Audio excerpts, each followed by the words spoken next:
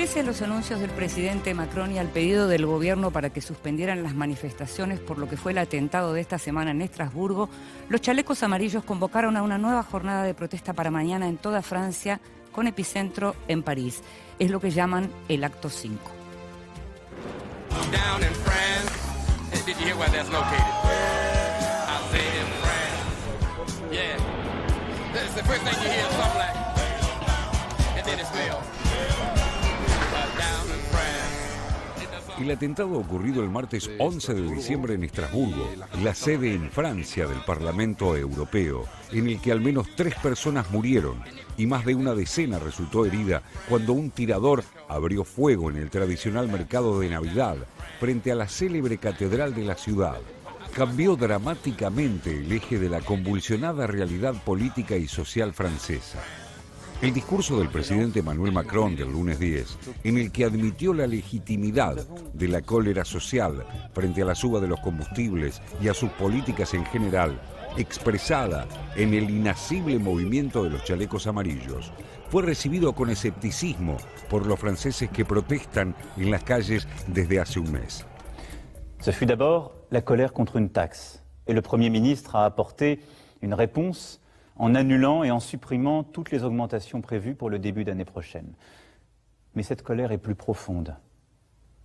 Je la ressens comme juste à bien des égards.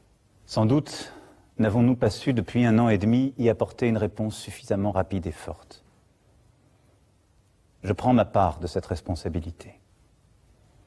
Il a pu m'arriver de vous donner le sentiment que ce n'était pas mon souci, que j'avais d'autres priorités.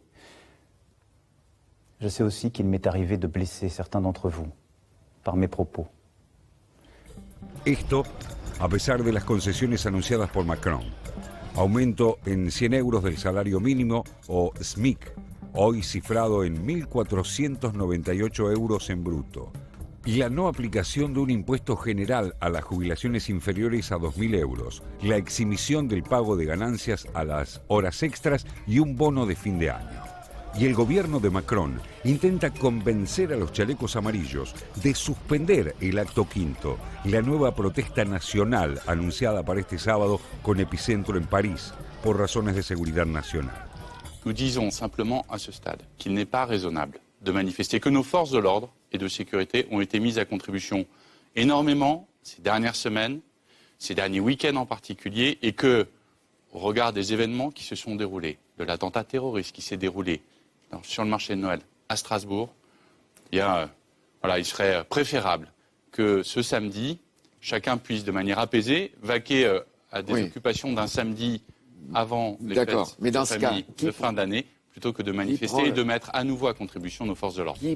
La naturaleza del movimiento de protesta surgido de las redes sociales y sin liderazgos ni organicidad complica la interlocución, pero además el atentado en sí y estos mensajes oficiales alentaron varias teorías conspirativas sobre el supuesto uso de la amenaza terrorista por parte del gobierno para desactivar estas manifestaciones.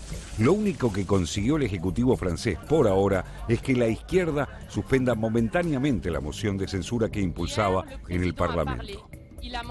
El gobierno de Macron, pero también la oposición y la mayor parte de la prensa, los analistas y politólogos, están desconcertados con los chalecos amarillos, su agenda de demandas y sus métodos, y recurren para enmarcarlos a la rica historia francesa de las revueltas sociales, entre ellas al mayo del 68, protestas de las que se cumplieron casualmente 50 años. A pesar de sus esfuerzos, ni la izquierda ni la extrema derecha han logrado aprovechar políticamente la situación. Después de un mes continuado de manifestaciones y choques con las fuerzas de seguridad que se vieron desbordadas, y aunque no se trata de un movimiento social tradicional, se perfila el carácter insurreccional de los chalecos amarillos que encarnan la decisión de más del 75% de los franceses de rechazar el proyecto neoliberal de reforma del Estado presentado por Emmanuel Macron. Les mesures que M. Macron a annoncées, c'est l'ancien monde économique. Et moi et les Gilets jaunes, nous voulons un nouveau monde. Nous voulons un monde tourné vers l'humain, vers l'humanité. Los objetivos que busca derribar esta insurrección son dos: la reforma impositiva regresiva que implementa el gobierno y la propia figura de Macron como el impulsor de una modernización de Francia que implica en los hechos terminar con los restos del estado de bienestar, con reformas laborales, previsionales y educativas que abrirían el país al gran capital transnacional, reduciendo de esa manera la inversión social y los derechos históricos que amparan a las clases media y baja y a los trabajadores.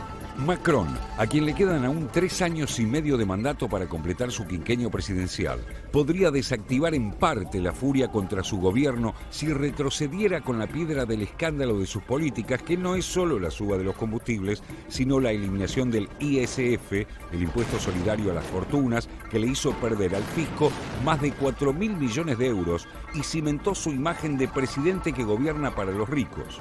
Paralelamente, el mandatario francés subió la denominada CSG, Contribución Social Generalizada, un tributo que golpea sobre todo a los sectores más pobres. Pero parece difícil que adopte ese camino aún acorralado.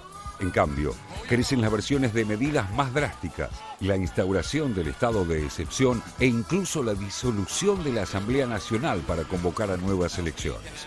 Con una aprobación de su gestión que no supera el 23% y el fin de su esperanza de recrear el eje Francia-Alemania, tras el anuncio de Angela Merkel de una retirada paulatina de la escena política, el presidente jupiteriano no tiene muchas más opciones disponibles.